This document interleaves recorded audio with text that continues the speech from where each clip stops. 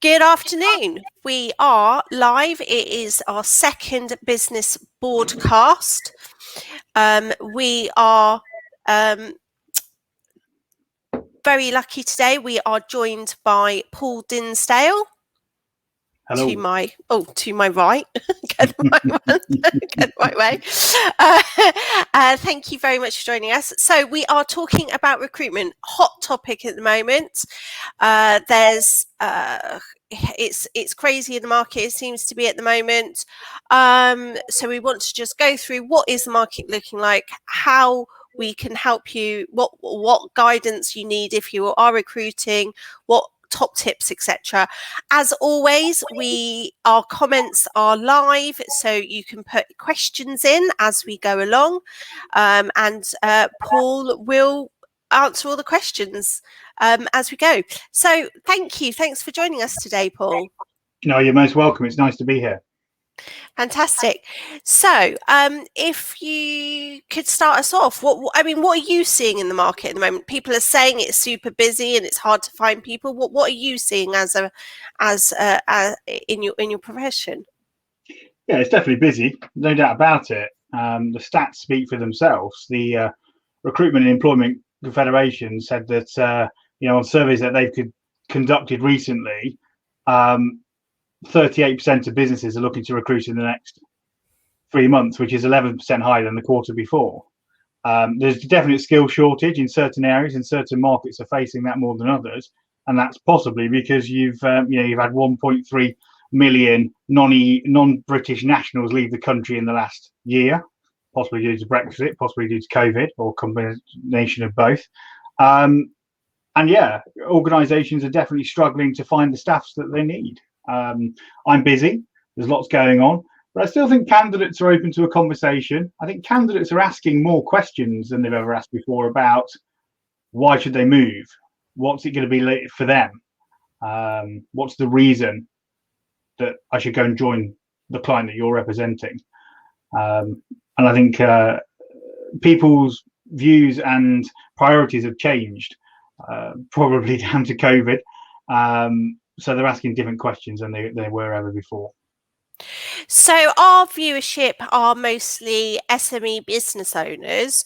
So if they are looking to recruit now, what would be the top things that you think that they should do before they give you or one of your associates a call? Yeah, so I'd say there's 3 main things. The first one is to plan.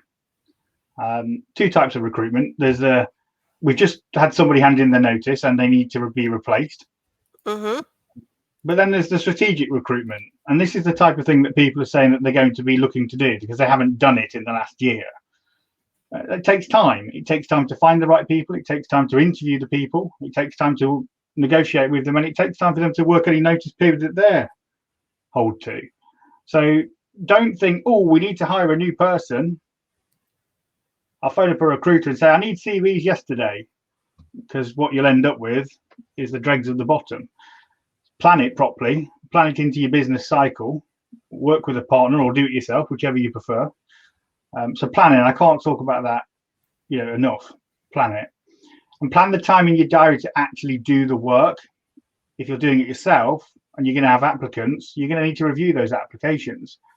So that needs time to be spent doing it. If you're using someone like myself, then you need to speak to me. You need to work with me. And that, again, takes time. So plan that time or it won't happen.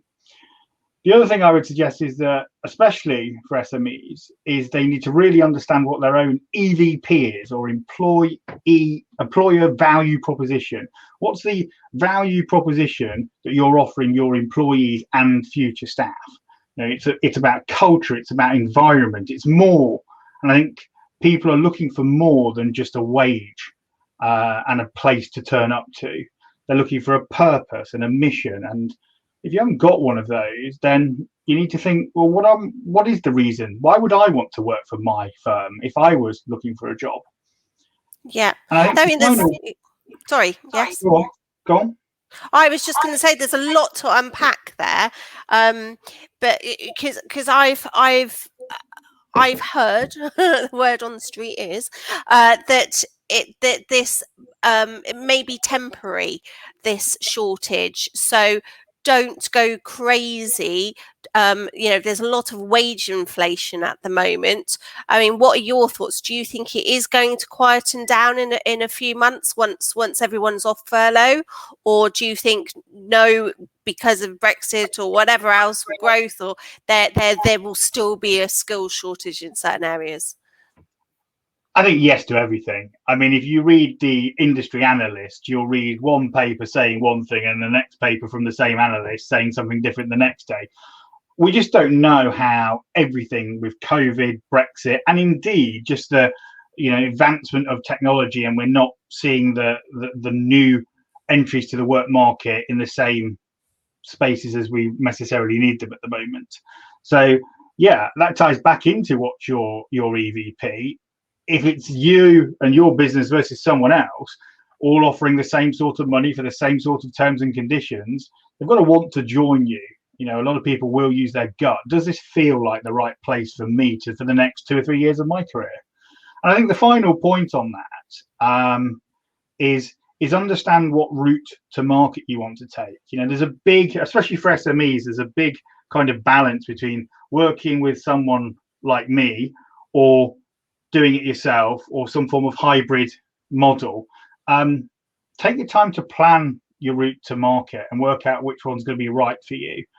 Don't be afraid to change it if it's not working, and make sure you spend time talking to people like me if you want to understand what we can do for your business. One thing I always say to people, especially in the services industry, is if you're offering a service that's your core expertise, take yourself, Nicky, you're offering accountancy and business services to customers. Why not use someone to, you wouldn't go and fix your own car because you're not a mechanic. You wouldn't, people would hire lawyers and people would hire accountants. One could argue that the people are the richest asset in any business. So work with professionals, put a professional face on your recruitment, and you'll definitely notice the results. Yeah, I know, indeed. Well, we've over the years, been very lucky that we've had some great specialist recruiters to work with, and definitely you want for certainly definitely for senior hires. I mean, which is a huge skill shortage. It's important. You need to book in a long period of time because to get the right person. You need to do that. So just a reminder, I know Liz has said hi, so that's brilliant. If you've got any questions for Paul about or comments, let us know. How are you finding it at the moment? Are you finding it actually it's a breeze to recruit? Are you not having any problems? If so, do let us know what sector and what area you are. Or are you like us in the Thames Valley? It was almost full employment before in the Thames Valley before COVID, and it seems like that again now. So hence why it's particularly difficult. So do put any comments, do put any questions up, and we will ask as we go along. Fantastic. So one thing I found I saw on one of our mutual friends webinars the other day, Paul, was they'd been doing a survey and on certain positions that you would normally sort of like sales type ones, where you'd normally think, oh, the typical scenarios, low salary, high commission, etc. It seems to be actually the trend is changing a lot. That actually you need to look at packages as well. It might not be the OTE of the package, but the structure of the package as well. That people are looking for more certainty or just different things within the package. What have you noticed, Paul? Yeah, I know the research that you're pointing to, and it's often geared around low base, high commission. I think if you go up the ladder in sales, that higher base can come anyway. Yes. Because the lead times of the deals can take longer, and therefore, the person wouldn't necessarily risk their their time for a very low salary. But no, you're right. I think people do want certainty.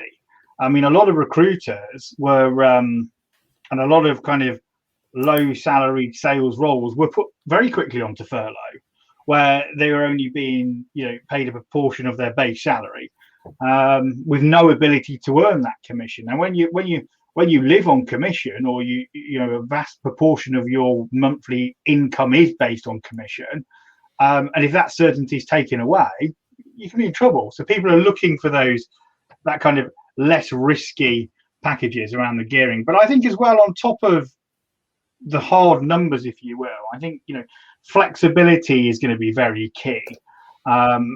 Flexibility in work environment, flexibility in working hours, flexibility in working days. And I think that's going to, after the initial couple of teething issues, which I predict will happen, we are becoming a more outcome delivered society.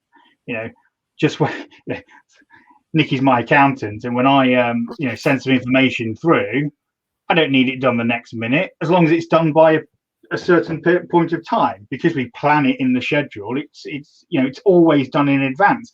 But I don't care whether Nicky's team do it at 2 PM or 2 AM, this day, that day, or the next day. It's whatever works for them. And I think customers expect flexibility, and therefore are able to provide flexibility. So I think as employers, we need to pass that flexibility down to our team. Yeah, absolutely. And actually flexibility sort of comes into my next area that I was thinking of. During lockdown, obviously, a lot of people took the opportunity to work from home, either because it was compulsory, or they were, their employer encouraged it, etc. Obviously, certain roles you have to be in the workshop or the factory or retail or whatever. You've got to be there. But obviously, in the services industry, thousands, if not millions, have been working from home. My question is, I was thinking during the lockdown, essentially we're really out of it now, that this therefore widens up your availability of who you can recruit, because if you do continue offering remote working or even flexible hybrid working, 1 day in a week in the office or 2 days a week, then it widens up your potential net for recruitment. Admittedly, some people are taking it to the next level and saying, well, it widens up the opportunity for you to put things offshore. But from your point of view, are you seeing more people say, applying for a job that's for a London job company, but they're in Manchester or wherever else? Are you seeing that the net is getting wider? Yeah, absolutely. And I think that there are two things on that. Firstly is the radius that you would recruit for can be extended, because you're not having people in the office 5 days a week. Some firms have actually closed their offices and decided that they're going to go fully remote and then hire a venue, hotel or something every month for a face-to-face and series of catch-ups. The technology is there. We can do this, fully remotely. We're doing this webinar to however many people fully remotely. Obviously, the danger with that is that means that organizations that are further afield to you could potentially poach your staff, yes. Because it works both ways. I think the other thing is that what people, from a flexibility perspective, is it's people are looking for a hybrid. Generally, there will obviously be extremes on any normal distribution curve, but the most candidates that I speak to that are generally senior do want a blend, but it's not so much how many numbers of days in the office. It's about avoiding the commute, being at the office by 9 and leaving at 5:30 or whatever the times are, and getting stuck on that train for an hour and a half with a load of sweaty other people. People are looking for more flexibility around that. So if you've got a meeting that starts at 12, come into the office for 11 and use the time differently. People told me, as I'm sure they've told everyone, they've been working at 6 in the morning because they've woken up and just got on with their day, and then it meant they could do something at home in the afternoon. I've worked from home for years. I've always balanced my day, based on what I need to achieve, but also what the weather's doing, what I need to do from a personal perspective. So I get both the work done and the kind of home stuff done within a particular period of 24 hours, not within a 8 hours here, 8 hours there, and 8 hours there. I think everyone must be finding recruitment easy, Nicky, because there's no questions. I know. I tell you why. It's because we're offering so much content. We're answering the questions before they get a chance to ask them. I was just going to say though, I have heard, particularly from our broadcast last week, there's starting to be a lot of talk about making sure that people that are working from home, particularly in large organizations, are how can you ensure that you don't infringe upon their non-work time, which, to you and I, we're running our own businesses, so we are more flexible with our times, and we work when we want. I might work really late, but if I've got something for my son to do, I make sure that I go and attend that or whatever. So I can work very flexibly. But what Owen from Peninsula was saying was that they're looking at a lot of places where they're having to either put in policies or procedures, whatever, for ensuring that people don't feel as if they're working from home, they're working all the time. So therefore respecting, do not email out of hours, or do not phone or text or things like that out of hours. I wondered if you've noticed anyone in the big, because you deal with a lot of really big organizations, if people are starting to put stuff in like that. Yeah, it's interesting. I mean, I think the responsibility has to be both on the employer and the employee. But let's be clear, we've all had one of these for years, so we've been able to call whenever we want anyway. Yeah, we choose whether we answer it or not, and we've been able to see our emails 24/7. And sometimes people send a late email. It's your choice whether to respond. I think what the organizations have to do, and the hiring managers and the leadership chains, is need to support that. If somebody doesn't respond to your email at 3 in the morning, that's not a problem. I will say though that with candidates wanting flexibility, I think it's only fair that the organisation should have flexibility too. I need some time off to go and see my kids play. That's great. I'll make the hours up. Yeah, no worries. We trust you to do the work that you need to do. But if the company say, actually, we need everyone to be on a call at 6 o'clock, it's not a daily thing. It's not even a weekly or monthly thing, but a rare occasion. I think that flexibility needs to come back, and people need to plan and adjust in order to achieve those business desires. Yeah. Yeah, no, it does go two ways, because as an employer, I have benefited by the fact that we offer flexibility, part-time work, different things, because then it does find that we attract some really higher level people because they like the flexibility.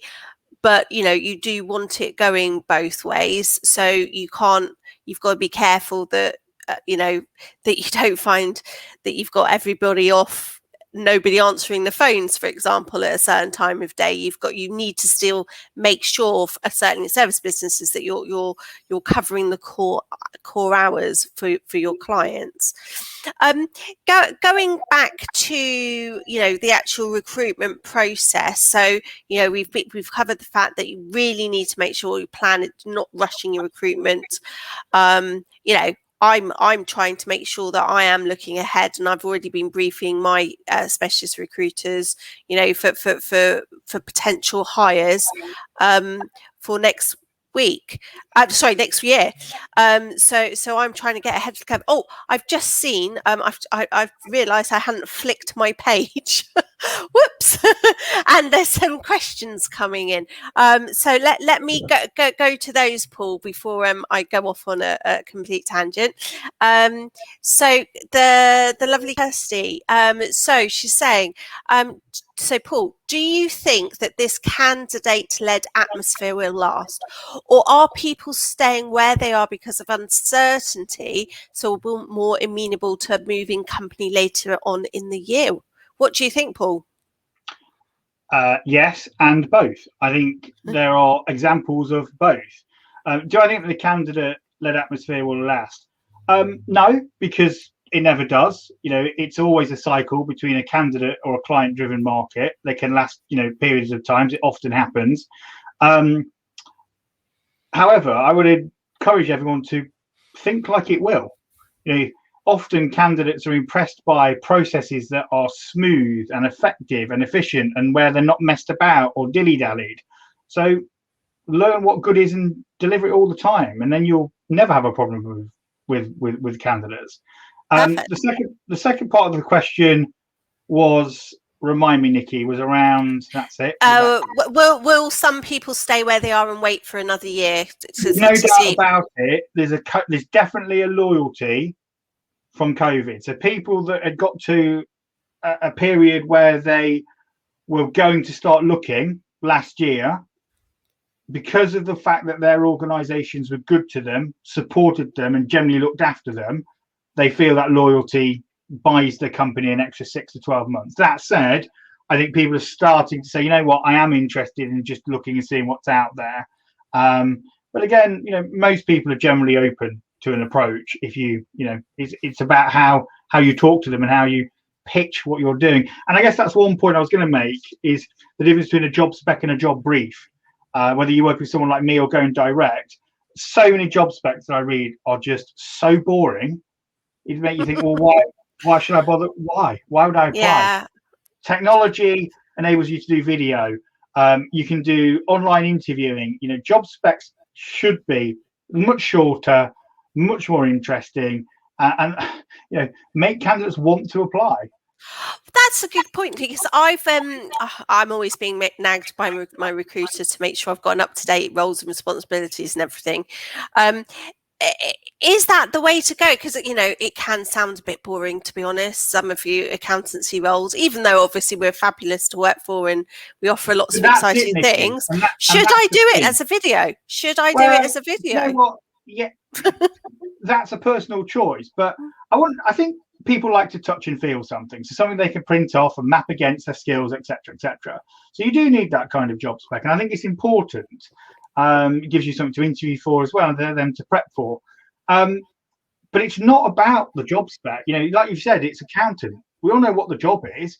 Yeah. What we don't know is about you and about your business and about your mission and where you're trying to get to, and that's all in the brief. So that's what you should be telling your recruiters, and they can phone their roster of candidates and say, I've got this great opportunity let me tell you about where they are. They're this many years old. This is what they do. This is what they're trying to think about. This is their views on well-being. This is their views on diversity. This is their view in corporate social responsibility. These are the things that people want to hear, because a management accountant is going to be roughly the same as another management accountant. Yeah. It's the environment that we want to understand as candidates. Absolutely. So Big Mike, he's been busy on the keyboard. He's put in some really interesting comments, and he's also got a question. I'll just quickly go through his comments. Going back to when we were talking about being available all the time when we're off, he was saying about he thinks emails are tad addictive. I believe I've got you. You've got email causes dopamine burst. To be honestly, it's to going the other way. I've got too many, and it's going the other way for me. It's a stress burst at the moment. Good. Another question. Sorry, another comment from him. Flexi time needs to be managed properly, not a free fall, but it's great benefits at the start. The good point. I would also just put in, if you've got part-time workers, that's got to be managed properly as well. Make sure that they're not part-time workers that keep edging to be full-time workers, because that's not what they signed up for. His question, though, are agencies over-promising to clients and then under-delivering too much in this market? What do you think, Paul? Well, I'm not. Obviously. Call Paul, because he is. I'm sure, again, there's examples of both. But I think that, again, it comes back to planning. Plan who you want to work with. Understand how they're going to communicate with you. Understand your commercial terms of how you're going to pay them. Whether you're paying them at the end or whether you're paying them part way through, etc., on milestones. And and then hold them accountable. Yeah. So it's the employer's got to take some responsibility too. Okay. I don't think it's fair to say blame the recruiter all the time. The recruiter's got to ask you the right questions. They've got to get the information out of you, and then they've got to go and represent you in the market. Okay, 2 more questions. Got 5 more minutes, so let's bash through. Make sure we answer everything. If there is any more comments, do pop them up, and we'll do quick fire rounds. Liz, do you think social media is now the best way to recruit, or are there more traditional online job boards that are still most effective? That's interesting. Now, Liz used to work in recruitment, but now she's more into business development now. So that's interesting coming from Liz. Yeah, so from my perspective at the senior level, I don't tend to use job boards, and I don't tend to use a great deal of social media from a candidate attraction perspective. It's a lot more kind of search and selection based. But when I speak to people, I know that they use both routes.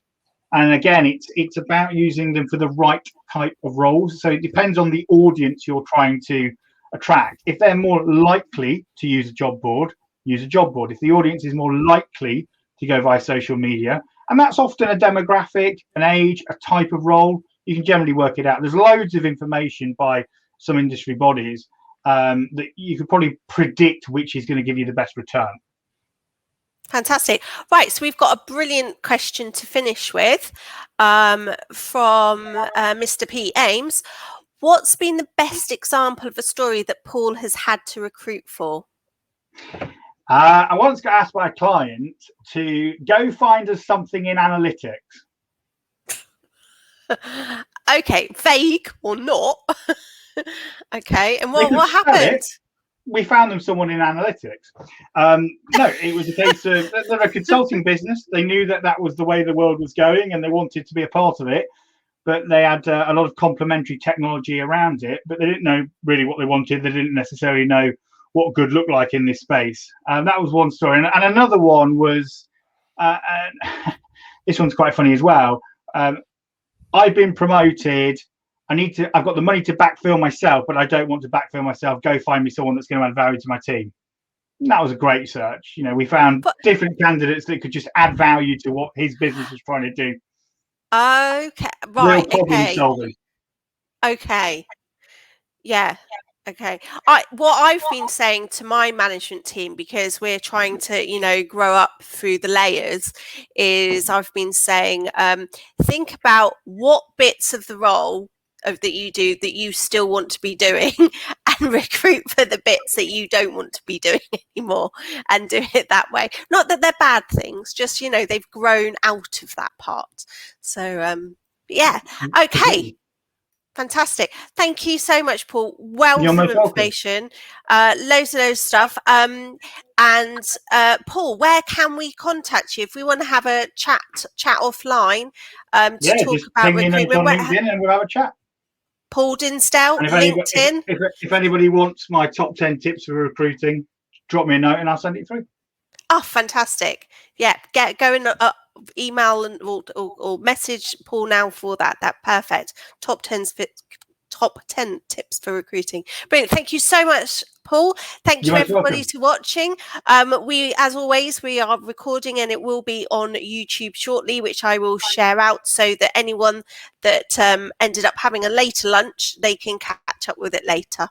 Okay. Thanks, Paul. Have a lovely weekend. Bye, everybody. Yep. Bye. Cheerio.